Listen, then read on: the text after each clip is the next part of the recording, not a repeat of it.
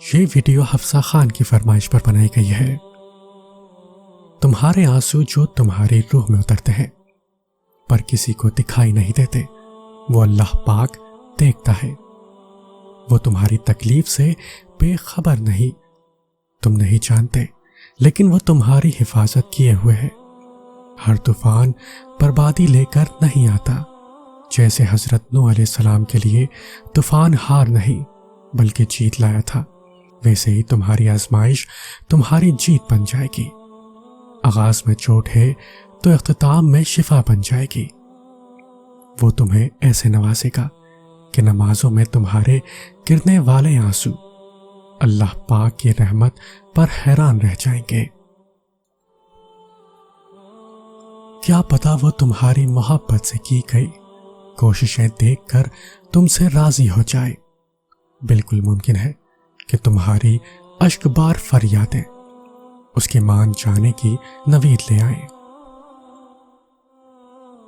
اللہ سے محبت کرو، وہ آزمائشیں تو دیتا ہے مگر کبھی آزمائش میں تنہا نہیں چھوڑتا۔ جب اللہ کی محبت حاصل ہو جائے تب پورا جہان کن فیکون سے جھوم اٹھتا ہے۔ ہدایت اور اللہ کی محبت تو ایسی چیزیں ہیں جو انسان کو مانگے بغیر نہیں ملتی۔ اللہ تم سے اتنی محبت کرتا ہے کہ دن میں 5 بار اپنے پاس بلاتا ہے۔ اللہ فرماتا ہے سب کو چھوڑ کر اندھا اعتبار کر لو، یقین کرو میں اپنے وعدوں کا بڑا سچا ہوں۔ ہم کہتے ہیں کہ اللہ تو ہم سے 70 ماؤں سے زیادہ پیار کرتا ہے، تو وہ ہمیں آزمائش ہی کیوں دیتا ہے؟ ہم کہتے ہیں کہ اللہ تو جانتا ہے کہ ہمیں کس چیز کی خواہش ہے، تو انتظار ہی کیوں کرواتا ہے؟ بن مانگے کیوں نہیں عطا کرتا؟ ذرا یہ سوچو کہ اگر یہ معمولی سی آزمائش نہیں بھی آتی تو اللہ سے تم کیسے جڑ پاتے؟ اگر دعا نہیں ہوتی تو اللہ سے ہم کلام کیسے ہو پاتے؟ اللہ پاک مختلف ذریعوں سے آزماتے ہیں، کبھی لے کر تو کبھی دے کر، لیکن یاد رکھیے آزماتے انہیں ہی ہیں جنہیں اپنے قرب سے نوازنا چاہتے ہیں۔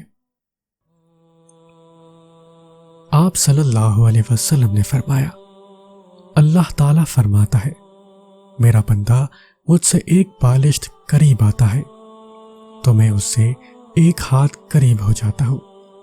اگر وہ مجھ سے 1 ہاتھ قریب آتا ہے تو میں اس سے 2 ہاتھ قریب ہو جاتا ہوں، اور اگر وہ میری طرف چل کر آتا ہے تو میں اس کے پاس دوڑ کر جاتا ہوں۔ یوسف علیہ السلام نے اپنے بھائی سے کہا کہ کچھ رنج نہ کرو۔ شعیب علیہ السلام نے موسیٰ علیہ السلام سے کہا اب تو نہ ڈرو، اور محمد صلی اللہ علیہ وسلم نے اپنے ساتھیوں سے کہا غم نہ کرو، اللہ ہمارے ساتھ ہے۔